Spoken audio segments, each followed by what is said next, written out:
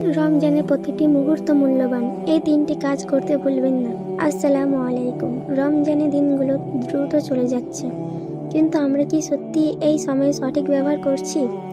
রাসূল সাল্লাল্লাহু আলাইহি ওয়াসাল্লাম বলেছেন, যে ব্যক্তি রমজান পেল কিন্তু নিজের গুনাহ মাফ করে নিতে পারল না, সে সত্যি সবচেয়ে দুর্ভাগা। তাহলে কি করলে আমরা আল্লাহর রহমত পেতে পারি?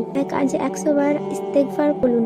ব্যক্তি প্রতিদিন 100 বার ইস্তেগফার করে, তার সমস্ত গুনাহ মাফ করে দেওয়া হয়, যদিও তা সমুদ্রের ফেনার মতন হয়। 2. ইফতারের আগে 1 মিনিট আল্লাহর কাছে যা চাইবেন তিনি কবুল করবেন।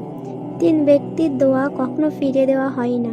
রোজাদারের দোয়া ইফতারের সময়, ন্যায় পরায়ণ শাসকের দোয়া এবং মজলুমের দোয়া। 3. আজ কাউকে গোপনে দান করুন, আল্লাহ আপনার রিজিক বাড়িয়ে দিবেন। সাদকা গুনাহকে এমনভাবে মুছে দেয় যেন পানি আগুনকে নেভায়।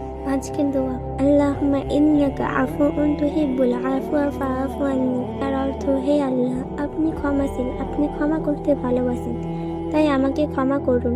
আপনি কি আজ এই 3টি কাজ করবেন? কমেন্টে জানান, শেয়ার করুন যেন সবাই উপকৃত হয়। নতুন ইসলামিক ভিডিও পেতে চ্যানেলটি সাবস্ক্রাইব করুন।